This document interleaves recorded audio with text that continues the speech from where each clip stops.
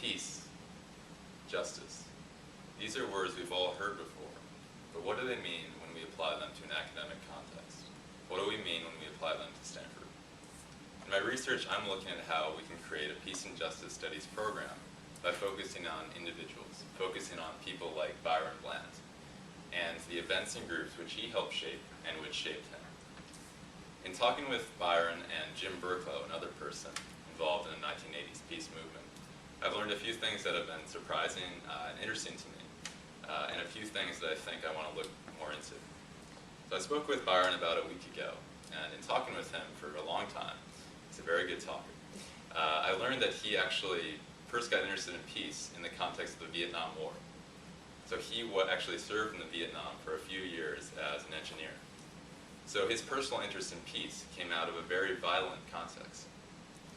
Another thing I learned from talking to Byron is that the Peace Studies Task Force, of which he was a member, had a lot of disagreement, internal disagreement, about how one should study peace and justice.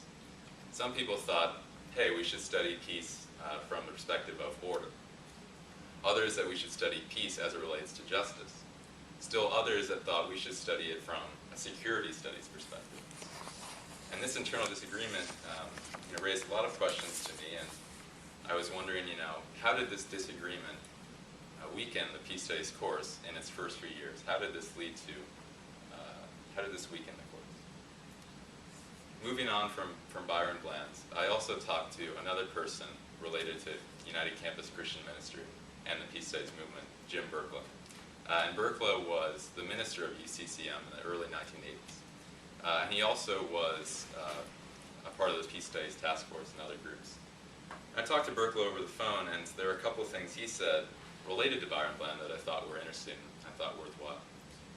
He said that Byron Bland's commitments to peace were very much dualistic in the sense that, on one hand, he was interested in conflict resolution, in how to approach conflicts and ultimately transcend them, which is a narrower subject than peace studies. And Byron actually had a second interest in this broader category of peace studies. He wanted to look at how does internal peace manifest itself into outer peace.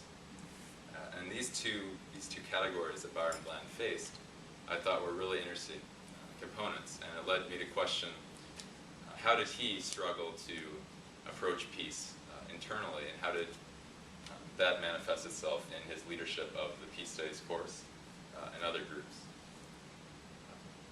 So I want to conclude just by saying that, by bringing up a question that I've been struggling with, and a question that I think is going to shape my future research. And that is, how does the evolution of the Peace Studies course serve as a metonym all on its own?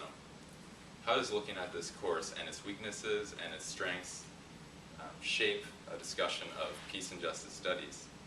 And what can we do to improve upon the 1980s by looking at this course, along with Byron Bland, who is my other metonym? Thank you, Cole. What were you timing in practice?